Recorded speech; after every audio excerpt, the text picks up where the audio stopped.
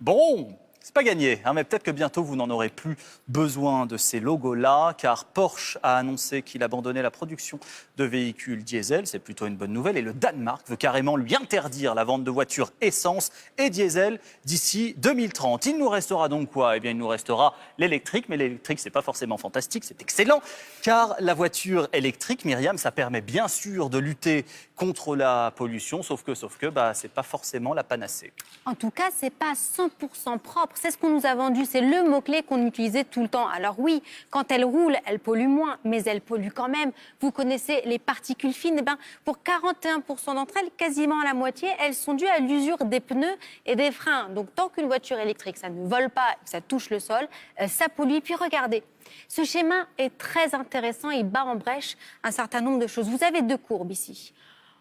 En rouge, ce sont les voitures électriques, la pollution au dioxyde de carbone. Et en jaune, ce sont les voitures thermiques, essence et diesel. Et regardez, lors de la phase de production, lorsqu'on fabrique la voiture électrique, eh bien, c'est beaucoup plus polluant que les autres véhicules que nous avons aujourd'hui. Et pour amortir cette facture écologique, il va falloir attendre 50 000 km. En moyenne, c'est 4 ans de conduite avant que notre véhicule, sur le cycle de l'ensemble de sa vie, soit moins polluante que les voitures essence ou diesel. Alors, je ne sais pas vous, mais moi, je me suis toujours dit, le jour où je pourrais faire un Paris-Marseille avec une voiture électrique, eh bien là, ça vaudra la peine. Et là, je pourrais avoir un impact.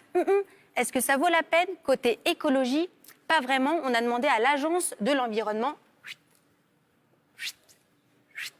On écoute. Un véhicule électrique utilisé sur de longues distances va nécessiter une batterie de taille plus importante et donc va générer des impacts environnementaux plus importants qu'il va être difficile d'amortir.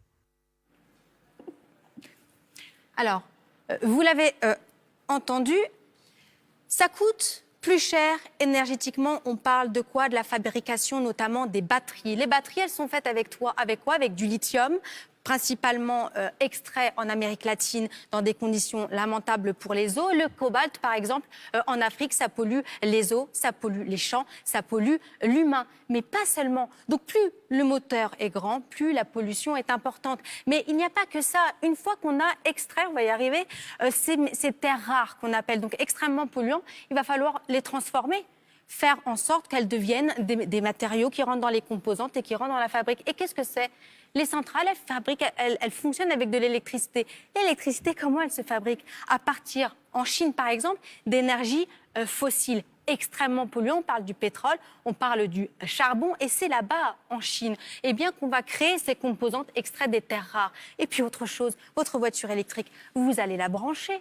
Et cette électricité, eh bien, elle va être plus polluante en fonction du pays dans lequel vous vous trouvez. La France, on est numéro 1, grâce notamment au nucléaire, qui est également décrié. La Norvège, ce sont principalement 95% de l'électricité. Elle est fournie par des énergies renouvelables. Mais imaginez que tout le monde fait comme le Danemark, et tout le monde se met à l'électrique. Et la Chine, notamment. Imaginez cette facture. Alors non, c'est pas entièrement propre, surtout quand on pense à la planète. Je vous regarde là, alors on a beaucoup de mal aujourd'hui avec notre petite... Il y a 2 cycles que je vous ai mis là, parce que ce sont 2 gros points d'interrogation. D'abord, le recyclage. Qu'est-ce qui va se passer avec les batteries une fois qu'elles seront terminées? Il y a du lithium dedans. Aujourd'hui, je vous le dis, l'Agence de l'environnement me l'a confirmé, on ne sait pas.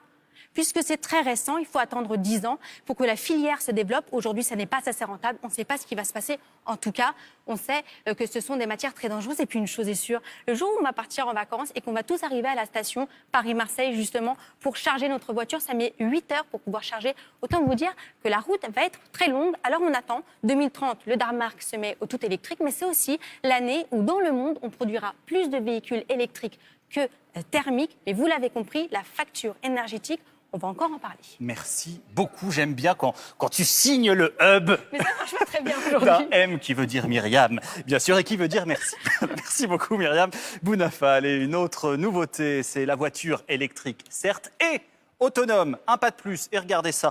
Voilà ce que voit une voiture autonome. Alors, c'est une espèce de caméra embarquée. La voiture autonome, je vous rappelle qu'elle se conduit toute seule, sans pilote. C'est peut-être ça l'avenir. Ça a déjà été testé par Tesla, notamment la marque haut de gamme de voitures électriques. Et cette vidéo a été créée par 2 passionnés qui ont reproduit la vision d'une Tesla qui donne donc une idée de son fonctionnement en temps réel. Alors là, on la voit se balader dans Paris, la Tesla. D'ailleurs, vous voyez au fond, c'est France Télévisions, là où nous sommes. Et il y a des petits rectangles de couleurs qui représentent les différents éléments, qu'ils soient piétons ou motorisés. Les voies de circulation aussi apparaissent et ça donne à peu près une idée de comment fonctionne une voiture autonome et de comment elle appréhende le danger. Pas sûr pour autant que ce soit rassurant.